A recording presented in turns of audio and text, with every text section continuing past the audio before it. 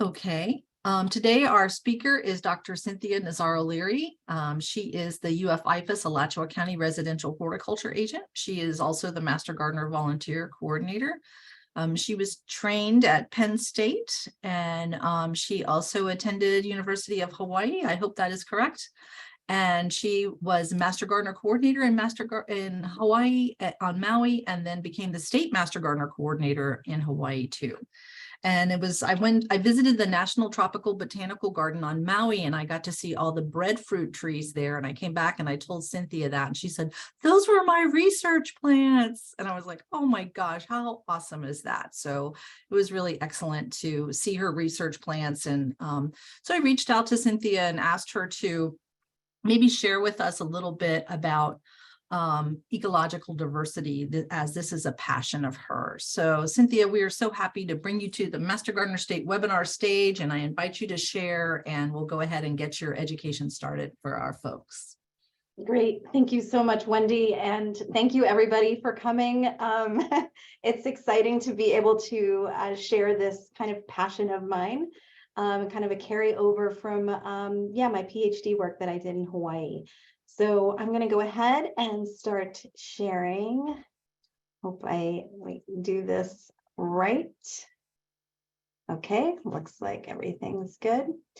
All right, so what I wanted to talk about, and what Wendy approached me about speaking, was kind of maybe talking about some of my research in Hawaii, but also how does that apply here in Florida?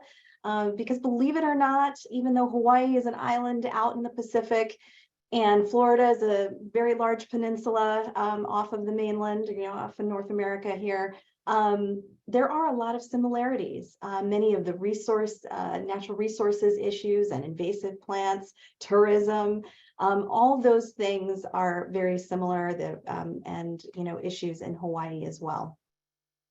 So I'm going to go ahead, let's see here, this will progress.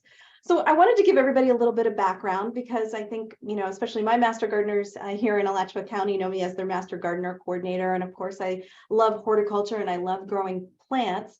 But, why am I talking about applying ecological principles in our gardens? Well, when I was in Hawaii, as Wendy mentioned, I worked on breadfruit for my master's, but then I got very interested in the native Hawaiian culture and the plants that they valued, and of course the native plants of Hawaii, because many of them are endangered, and many of them, that's the only place on earth that they're found. And so there's this, sorry, we just had a slight shake of our building there, and there's another one. We have a phosphorus mine not too far from our building, and they occasionally explode things over there. So in Hawaii, there's this really strong relationship between the native culture and their landscape and their plants, especially the native plants, and many of them have cultural values to them. So I had an aha moment when I was wrapping up my master's, and I went to the Big Island. And on the Big Island, there's this wonderful national park called Volcanoes National Park. And if you're ever on the Big Island, I highly recommend it. It's where Kilauea is, which was recently erupting. And there they have some really amazing native forests that are still pretty intact. Well, on the Big Island, once a year around April, there's this hula festival, and it's called the Merry Monarch Hula Festival. Now, hula is a native Hawaiian dance, but this dance, the dancers are decorated in plant material. So as part of this cultural dance, they would go gather plant material from the forest, and it was very sacred. There was protocols, and there's meaning to all the different plants, and there was this kind of spiritualness to it when they would go and harvest these plants. But what happens is, because there's more people in Hawaii now and there's less forests, when they would go gather these materials, they started to see declines in the wild populations. And so on the Big Island, when they're gathering for this festival, they'll actually put restrictions. You have to get a permit to be able to harvest, in particular, this fern. And you can see it in this picture here. It's called palapalai, and it's Microlepia strigosa. And so it's restricted basically to harvest it. And I thought to myself, there's so many areas in Hawaii where you have degraded forest. They call it degraded because it's usually invaded.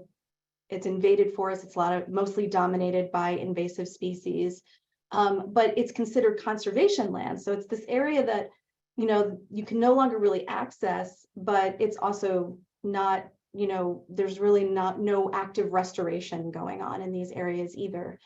And I was thinking to myself, gosh, wouldn't it be great if you could cultivate these plants that they are actively wanting to harvest from in areas where we can focus on that cultivation and we can help preserve those wild populations and, limit harvesting from there.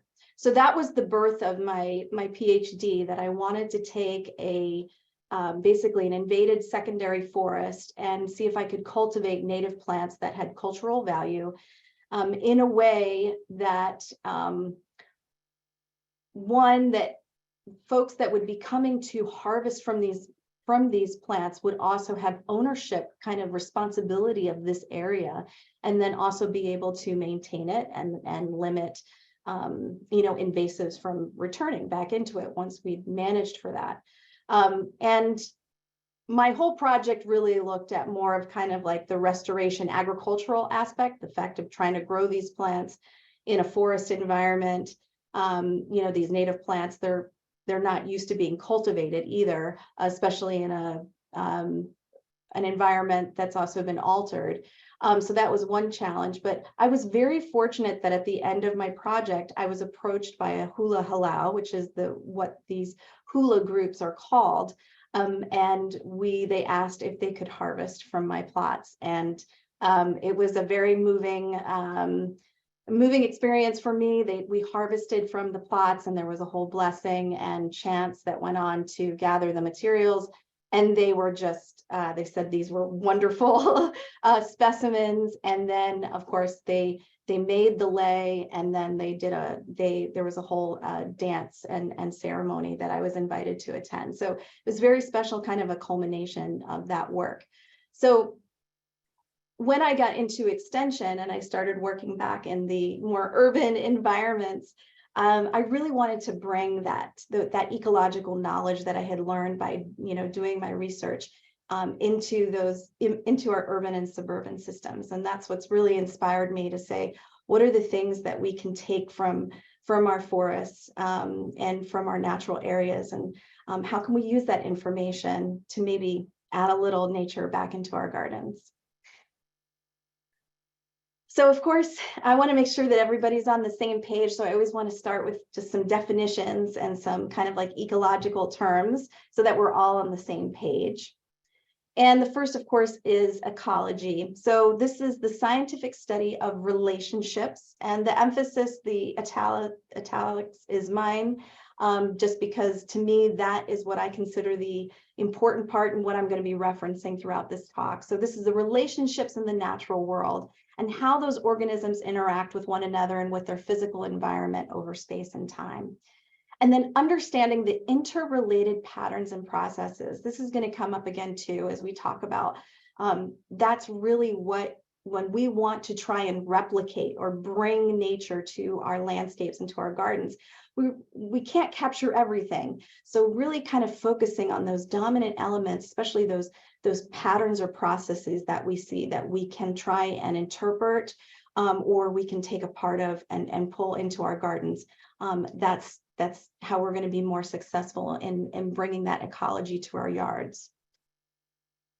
So there's also different levels of ecology. And so ecologists, there's ecologists that study at all these different levels. Of course, you have the organism level, right? So this is going to be, in this case, it's an alligator, but you could have a specific plant, could be your organism. And then you have your population, which is the particular species, right, of that organism. Your community then is going to be the different species that are all kind of living together. The ecosystem now is those communities, but it also then includes the environment. So those abiotic elements that kind of influence that community, right? So the water, the light, the soil, all those components are going to be influencing the ecosystem. And then as you keep expanding outwards in scale, then you have your biome. So here, maybe you're going to have regional areas or climatic zones.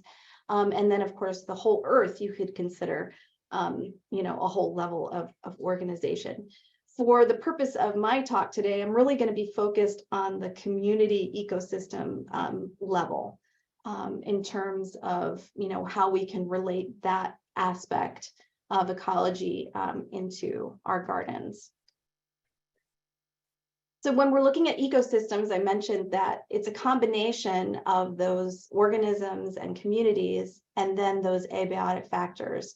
So the biotic factors are all the living organisms, and this includes plants and animals and the bacteria in the soil. You know, that's all the living components of that system. And then the abiotic is going to be the non-living part, so the air, the light, the amount of water, the pH in the soil. Many of you are familiar with these things because our gardens are also, right, mini ecosystems. We have to know about these abiotic factors when we're doing any type of gardening or landscaping, because that's going to impact the success of our plants growing in our yard. So the other thing that comes up with ecology is this concept of niches or niche. Some people say, I say niche. And basically it's differentiating between habitat. So I like to think of it as that habitat is the address. It's the place where organisms live. And then the niche is kind of like your job or your profession that you have within there. And so organisms within a habitat will differentiate by niche, because if you have two things that share the same niche, what's going to happen is that they're going to compete against each other. So it's an important component to remember, is that we want to be able to fill the niches, right? We want to be able to have everything have its right place, its right job. And in forests, that happens, right? Because of that competitive nature, things just, you know, they're going to sort out into and evolve into different niches to take advantage of something that maybe another organism is not taking advantage of, and that's a way to survive and reproduce. Now, I love Venn diagrams, so when I saw this, I was just like, perfect, because you got to take your place that you live and you take your profession, and then you combine that, and that usually gives us, that's what's giving us, you know, the purpose of a lot of times why we're doing conservation, or you know, why we want to improve our, you know, our surroundings, our environment, and leads to, like, the study of biodiversity is the interaction of that habitat with that niche. So they are influencing each other, right? The habitat is influencing how the organism functions, and then the organisms are also influencing the habitat. Because they live there, they are also influencing it. So understanding that, you know, you can influence the habitat is going to influence the niche, but understanding that each organism has a niche, and if you have two holding the same niche, one of them is going to have to depart. One of them is going to leave. It's going to be hard for the two of them to share the same niche. So when we're thinking about now bringing these concepts into our yard, our garden, which we may think, I have a small yard. I don't have a very big yard. How can we bring those things in? And again, I like to go back to, you know, there's a great quote by Frances Moore Lapay from her Eco-Mind, Changing the Way We Think. Since ecology is all about interconnection and unending change, creating patterns of causation that shape every organism and phenomenon, thinking like an ecosystem, for me, means living in the perpetual why.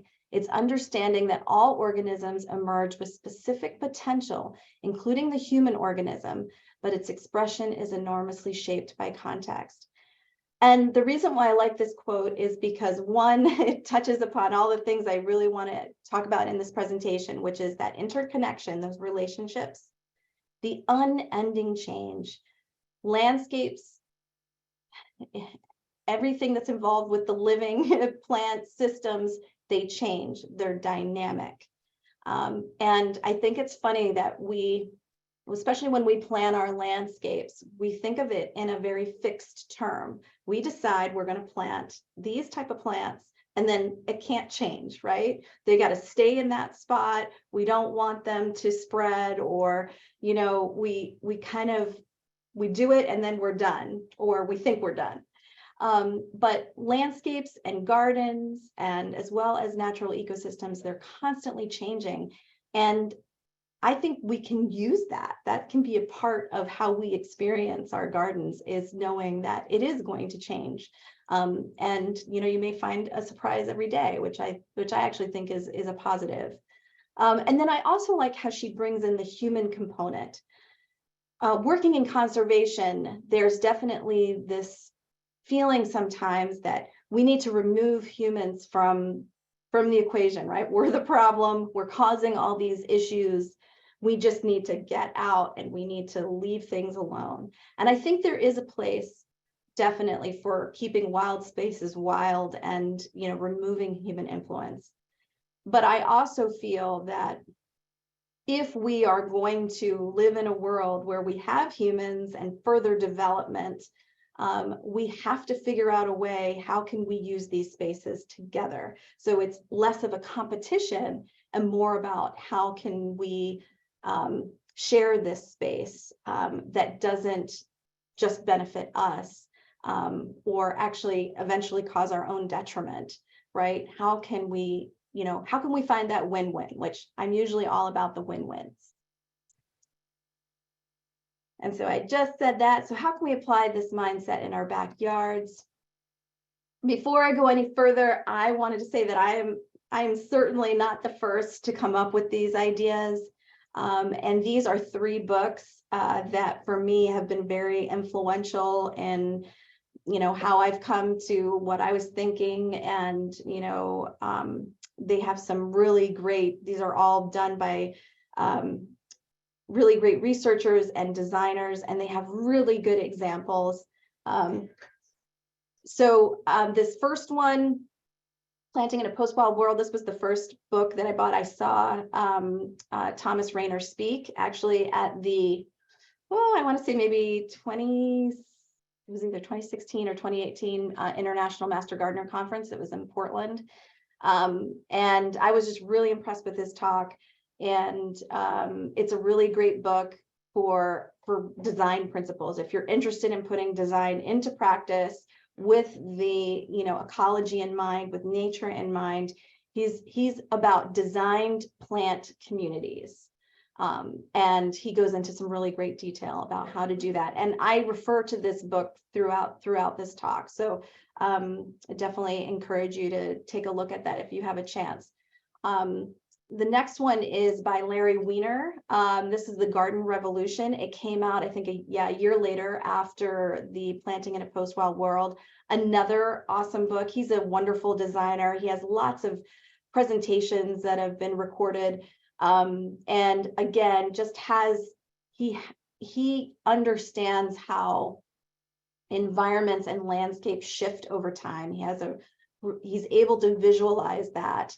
And so another great book to look at if you're thinking about including succession, which we're going to talk about, and including how to make your landscapes really transition into these natural systems. So it seems very seamless. And then, of course, Bringing Nature Home, another great book, just talking more about, if you want to bring that wildlife and native plant component in, how can you find that balance? So some great resources that, of course, we're never alone in these thoughts that we have. And so I'm really fortunate that there are other people that are also on this forefront and looking at this. So finding ecological context, I think one of the biggest challenges, especially if maybe you've just moved into your new home, you have a yard, and it's like, okay, where do I start? What do I do? It can seem very overwhelming. And so what I recommend is to interpret rather than try and imitate. And I learned this the hard way, because I tried to basically replicate a native Hawaiian forest in our yard that we had when we lived in Maui. And it's hard. It's very, very hard because there's so much it's a complex system. And so trying to replicate all the different components, it's very overwhelming, and most likely you're not going to be able to succeed. So instead, try and pick a portion of that or something that represents what you're trying to do. I went for structure.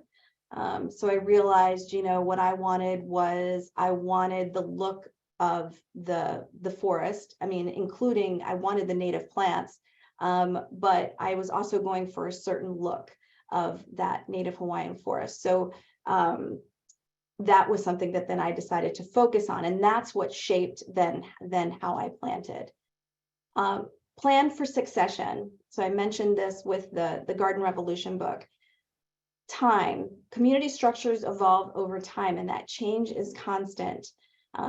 Plants are going to not only grow taller and bigger as they mature, but other plants are going to come in.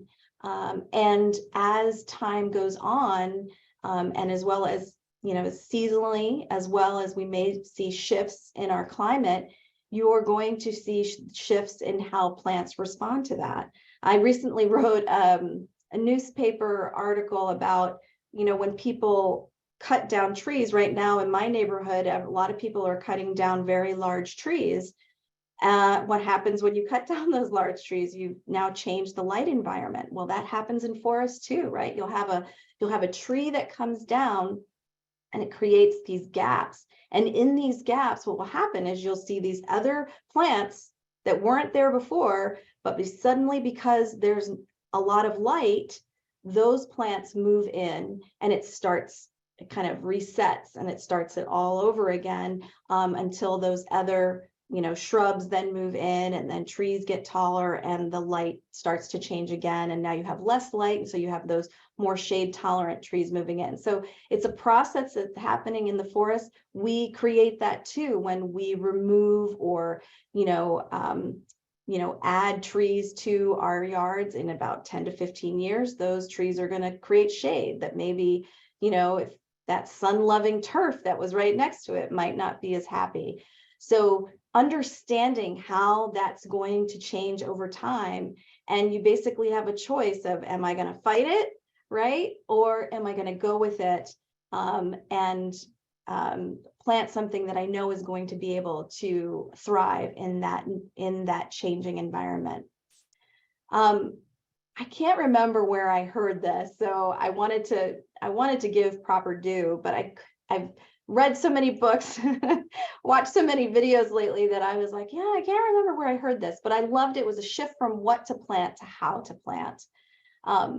And so when we get from that mindset of, well, I have to have this particular plant, where we're basically trying to control what plant we put where, instead of, let me understand what this place is telling me, and then, finding out what's going to be able to grow there, and maybe thinking about more in going into the future. The other thing that I think for this that made an impact for me is that, especially in Hawaii, there was always this sense of, could we restore it to how it used to be? And I think in some places, maybe there's, a chance for that. But in most of the places, especially where we have that human interface, trying to think of restoring it back to something maybe is not attainable, but we can restore it to something in the future, right? That maybe will also be functional, will also support the natural system, and we can also be a part of that. And so that, to me, is where I see this kind of nature-urban interface, is how can we kind of grow forward to environments that we can both benefit from. So again, going back to that idea, okay, how do we do this? How do we do it? I mean, it can be complicated, and it can easily get overwhelming because there's so many things to think about, right? So I love how and I have the book here, He talks about this connecting plants to place, connecting plants to plants, and connecting plants to people. Now, he focuses more on from a design aspect, a landscape design aspect. And I do borrow from that, but then I also include management, because I think what happens is a lot of times we design our yards, our landscapes, and then we kind of, I wouldn't say we forget about the management, but sometimes it's just not in our minds when we're doing the design, or maybe it just doesn't come up until we're actually experiencing it.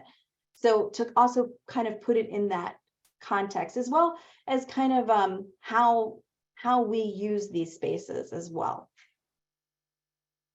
So connecting plants to place. You guys are master gardeners. You know this is one of it's our first principles for the Florida friendly, right? Right plant, right place. And the same when you're wanting to bring nature into your garden. This is going to be really important, because you want plants to thrive, not just surviving. You want them to do well. And the more inputs that you have to provide a plant to do well, that's one more work on your end, and it's really not sustainable. So it means that you really have to understand the place that you want to create, right? Or you have to understand what environmental factors you have in your place. And then also these plants should be able to grow and thrive with the same environmental stresses and disturbance regimes, right? If there's going to be walking through this area, or if there's going to maybe be mowing, or some sort of pruning, then they have to be able to withstand those stresses. Additionally, why we usually tend to turn to natives, right? They're usually more adapted to the climatic conditions in that area, so they know the rhythm of the seasonal rains. It can maybe withstand drought better than some of our other ornamentals. So having that understanding of that these plants are going to be able to do this together as a group. And of course, it just requires less energy. I've been listening to Larry Weiner, the author of the Garden Revolution, and he talks about that the reason why he does landscaping is because the way he does is because he wants to do it with the least amount of effort. He doesn't want to try and be out there constantly weeding and managing. And he likes those kind of surprises that come up when he sees that a plant has moved in where it wasn't before. So I talked about really knowing about that site. And so, this is one of the things that sometimes is the hardest to do, because you really have to assess your site, find out what the environmental conditions are.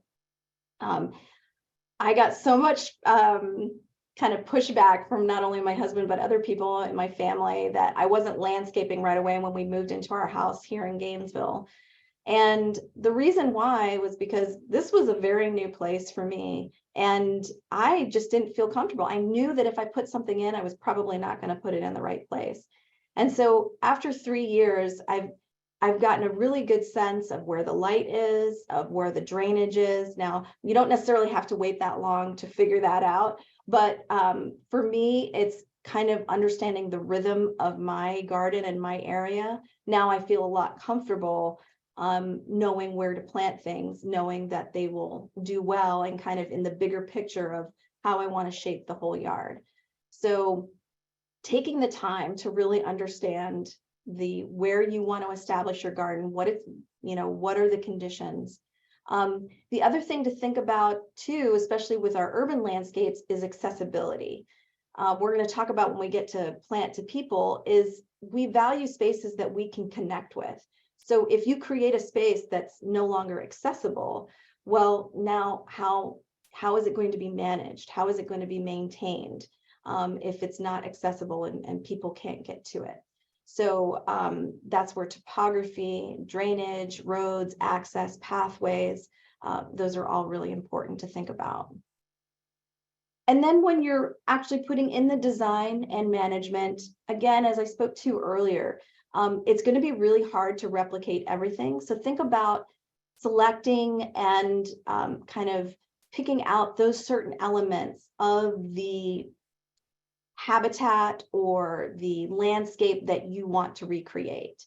You know, is it a forest that has a certain pattern the way the tree trunks are? You know, a lot of the you know, where we have a lot of our pine trees here, they have that, you know, very distinct look with the open trunks. So do we want to create that look? You know, what are the dominant plants in that ecosystem or in that habitat? What shape do they create, or what pattern do they have? You know, can you repeat that, or can you scale that down to something that suggests that, you know, that shape or that pattern? And then accept environmental constraints. I think sometimes this is the hardest thing, right? It's like, but I want to have that here, and I want to be able to do that here. But sometimes, you know, accepting those environmental constraints, that can actually be an advantage, because there's always a place, there's always an environment where a certain plant is going to thrive, because that's the only plant that can thrive there. And so appreciating that if you can find that right plant for that right place, sometimes those environmental constraints can actually turn into a benefit, because now you know what's going to be able to grow there. And if you've been able to select what can grow there in terms of what you want to have, then it's going to also keep other things out, right? Because that environmental constraint is benefiting that plant. That plant has that niche for that area. And then also think about your level of management. You know, a meadow maybe is a little less managed than, you know, your garden, you know, an herb garden, or somewhere where maybe you're going to be, you know, accessing a lot, right? So I always tell folks, you know, you can have less managed and more intensely managed areas. And those then you can help you also kind of shape your garden area. And then also think about those transition zones to either kind of protect those plantings or to offer that, you know, gradual transition from one place to another. So we have our plant to our place. Now we want to try looking at plants to other plants. And this is really where that niche conversation comes in, because if you go into a forest or go into any landscape, all those plants are filling a different niche, right? They've all have a different job description so that they can best survive. So, you know, one of the things that we want to do is we want to fill those niches, because if we don't, something else is going to come in to fill that niche. And that's usually where we get our weed problems, right? The weeds really are just coming in, they're taking advantage of that area that's unoccupied.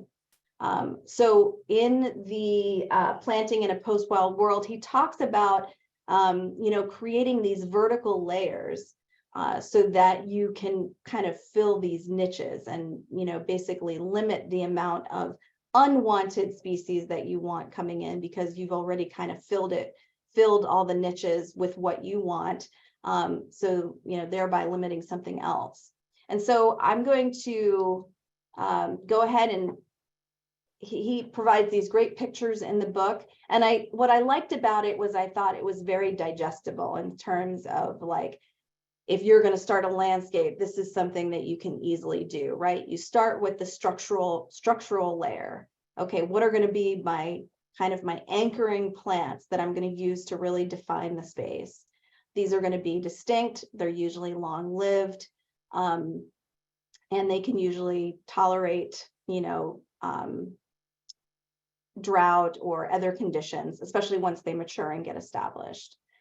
And then you have on your mid layer, then you come in and you decide on your seasonal, your theme plants. These are going to be your mid-height plants maybe visually dominant, long to medium lifespans. And these are going to be the ones that maybe you think about planting in drifts or groupings, right?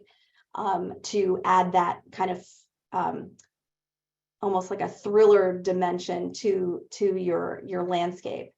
And then you want to go into kind of the ground cover area. And this you also want to fill. Now, what we tend to do in our landscapes right now is we use mulch as this layer, right? And mulch works good in a lot of our gardens and can be very beneficial. But there's also this kind of proponent of, if you were, of looking at other types of fillers for those spaces, maybe looking at, what are called living mulches. You could consider turf a living mulch, but the idea here is that you're going to use something that you're not going to need to mow or maintain as much as you would turf, right? So maybe think about other grasses or other ground covers that can fill in those spaces. And then he has what are called these filler plants that are like these short-lived species that temporarily fill gaps. So sometimes these are the species, those pioneer species that come in maybe at the beginning, but then as other more competitive plants come in, these species move out. But then as soon as there's a gap, they're going to emerge. So I'm thinking of, a lot of the daisies and other some other asters that kind of move in, and like black-eyed Susans, right? They're going to come in, take advantage of those gap areas, and then they're going to kind of fade away if more competitive things come in. And this way, basically, even as you're moving through time, the idea is that all of these niches, right, are filled. So you're minimizing the amount of weeds or undesirables that are coming through. So the last part that I wanted to talk about was connecting plants to people, because I feel like people are an important component of this whole thing. If we can't include humans in the equation, then I don't think we're going to be as successful. So in working and doing my PhD, I researched a lot about how people value plants, how they value ecosystems. And it's that value that we place on things that really means whether they're going to be taken care of or not. If there's no value associated with a certain landscape or a certain plant, it's not going to be taken care of. And so really what we want to do is create value in these spaces. And how do we create value? We create value by connecting people to those spaces and utilizing those spaces. Spaces that aren't utilized tend to not be as valued. Not to say that they don't have value. I want to be clear about that. I'm not saying that spaces that aren't used by people aren't valuable, but in terms of people valuing them, we tend to value spaces more when we can access them, when we can see them, when we can be a part of them. So how do we do that? Because one of the biggest, I guess, I don't want to say criticisms, but usually when people comment about bringing the wild into your garden, right, or having a more natural garden, is like, oh, well, it's going to be full of weeds and it's not going to look very good. But what we need to do is just frame that wildness, and what they call making it more legible, making it more readable for people. Because what it is really that when we see weediness, what we're seeing to us is a chaos. It's like we don't see the patterns. We don't understand how it all works. So if we can frame, the plants that we're bringing in and this kind of wilder ecosystem that we're creating in our gardens, we can frame it so that it looks like it was, even though it looks natural, it's actually, designed. There's some intent there. So you can create paths. that allow access, and they are going to provide an edge. They're going to provide a boundary. And just having those edges kind of defines the space. Create recognizable patterns that people can see. Humans are very much into recognizing patterns. When, that's how we recognize faces. And so when we go into a landscape, if it doesn't make sense to us, we tend to not be as attracted to it. So creating those recognizable patterns, maybe including even human structures like a bench or a sculpture, can add that human component to the system. And then again, I always tell people, don't forget, you're going to have to access some of these plants to maintain them. So if you put them away where you can't see them, or, there's no vista to view that area, you're going to forget about it, or it's just not going to be in your mind to take care of. And then use the space that you're creating, either, even if you're not physically accessing it, as I mentioned before, is there a view to it? Are you looking at it? So that it's more likely that if you see something that comes into that space that you don't want, you're able to remove it before it becomes a problem. So why is it important to use these ecological principles? For me, like looking larger in the conservation space is, here in Florida, throughout the country, throughout the world, there is increasing pressures on limited land and natural resources. And as I mentioned before, I just feel that it's really important that we include the human component into that, because that is how we're going to save these resources, is if there's that human connection to them.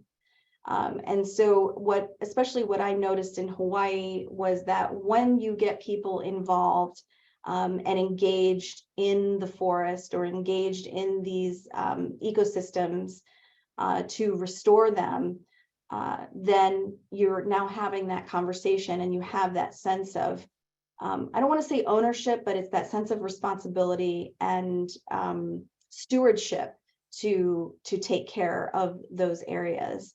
And of course, if you can bring a little bit of that back into your yard, you're going to see that value every day, and that's going to mean something for you. And so, of course, too, you want to create, we want to create landscapes that are also going to reduce those negative impacts and support healthy ecosystems.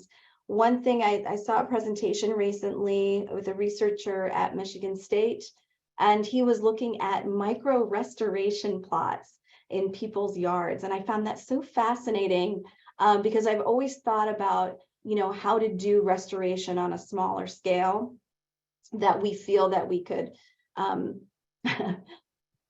feel accomplished and manage maybe more effectively. And I thought about how, we're here in Florida, especially with with our Florida friendly and protecting our water resources, we talk about how every yard matters, right? Because if the cumulative effect of all of our yards together, that has an impact on our water quality. Well, what about if we also are restoring these micro restoration areas in multiple yards? Is there a cumulative effect there when we are maybe creating, miniature pollinator meadows or, different types of little micro restorations? Do those accumulate or provide refuge or habitats for animals as they try and traverse this kind of urban wildlife corridors?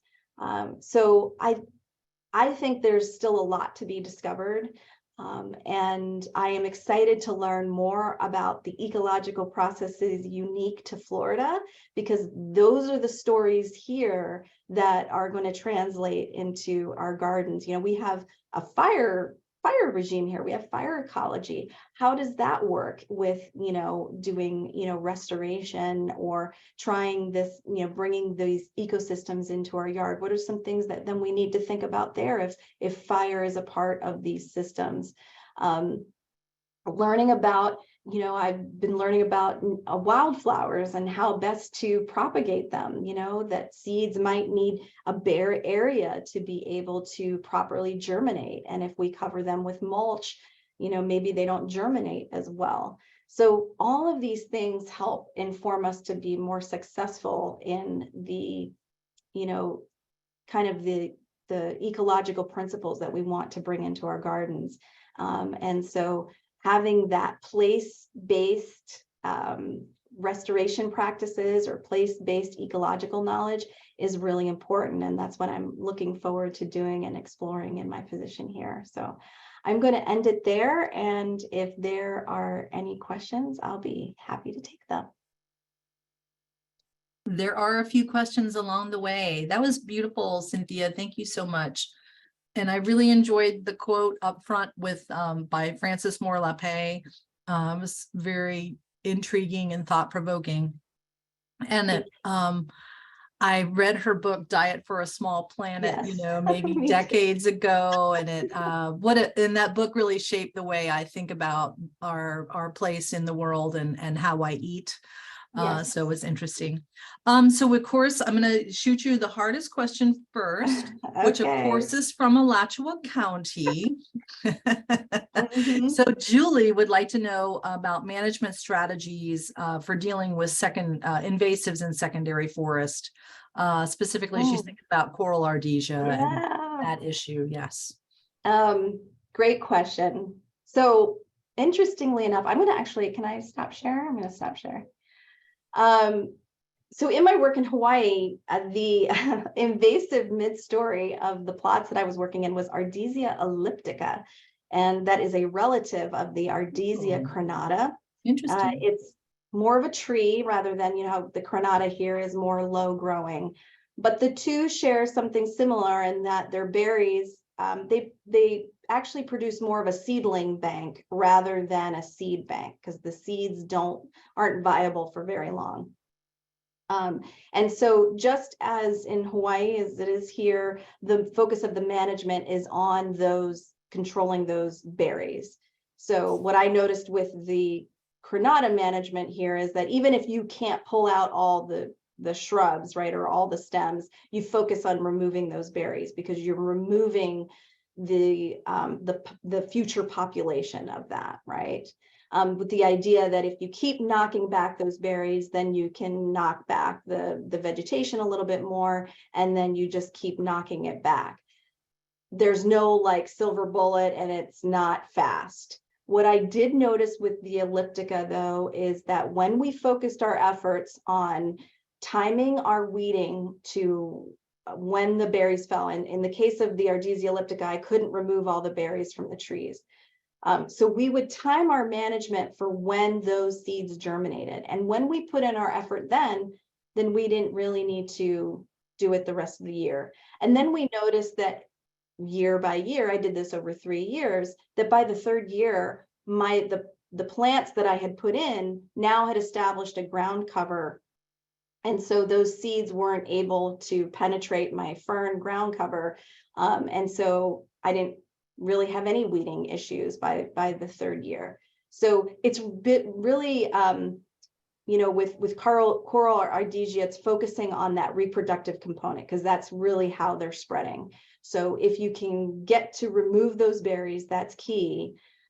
The coral ardesia also has very waxy leaves. So that's why it doesn't do well with herbicide either. So I usually like to, if you're going to apply herbicide with that, remove the top, expose some form of the plant so that that herbicide can have a stronger impact. And then focus on, clearing areas and establishing other plants, and then making sure that berries don't establish in those areas until those plants can really cover that ground. And then it's slow, it's not fast, but I think, steadily, and you could make a difference, if you started in areas and then slowly expand it out.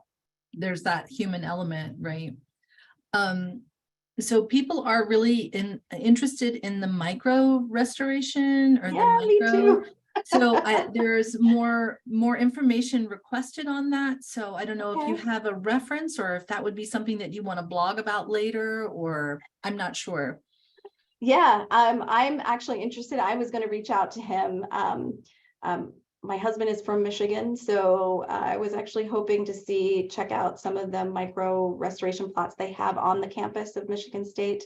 I am sorry, off the top of my head, I am blanking on the professor, but I can get that information to share. I can share that with you and then share that with everybody. Sure, Mhm. forthcoming. I Yeah. like that And idea. I like it. I would love, the reason why is that I really would like to see if we can do something like that here. And I know master gardeners would love to have micro restoration plots in their Yeah, for gardens, right? sure. There's a new study for you, Cynthia. Right.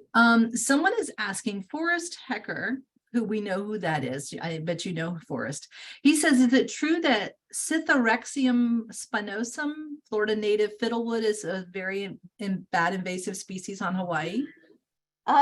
So the one I had was Cythoraxylum caudatum, but it's fiddlewood, and yes, it's invasive in Hawaii. So that was actually one of my other main mid-story trees that we were getting rid of, and unfortunately, with that one, the seeds lasted longer in the seed bank. So even when I pulled those out, those kept coming back, but nothing like the carpet of seedlings that you would get with the elliptica. So we really focused our efforts on that. But yes, it's, what is a native in one place can easily become an invasive in another place because it's been released from the things that are keeping it in check. Yeah. And so there was a funny sign at the Epcot Flower and Garden Festival that said it was the native plant pollinator garden, and it said these plants are native all over the world. And I'm like, could you be a little more specific? So Margaret Kang, her husband is from Oahu, and she was wondering when they go back, where would you suggest that she go to see some of this in action? Oh, see, like native forest? Yes. Oh, on Oahu, you're going to have to go like up, you're going to have to hike up the ko'olaus, but my plots were in the back. It's a place called Lion Arboretum. And it's an arboretum, so there are non-native species in the more ornamental type garden below. But as you go up the mountain, because it's in a valley, then they were looking more at native restoration. So there was some active native restoration going on in the back of Manoa Valley there. But most of it is unfortunately relegated to the upper elevations of the mountain ranges on many of the islands. So you kind of usually have to hike and get up more towards those peaks to really kind of see those native areas. Okay, well, Margaret, before you go back, contact Cynthia and she will let you know where her plots were. How about that? Oh, I would love for somebody to follow up on them because I haven't seen them in a while. So that would be great. Okay, so we've had a few people in the chat box and the question answer mention the tie into permaculture. I'm wondering if you've studied permaculture and how these two concepts kind of marry together. I think they do. I mean, because there's a lot of ecology that's involved with permaculture. I didn't study permaculture, but I studied agroforestry because basically the systems that I were doing were considered agroforestry, even though it was also kind of restoration. But a lot of that overlaps. And it's basically using nature as your guide, right? To when you're planting, what you plant, thinking about succession and utilizing those tools so that you're taking advantage of that and not fighting against nature, and kind of planning for it. But it takes, I think the challenge is that it can be sometimes mentally heavy, right? All the things that you have to think about.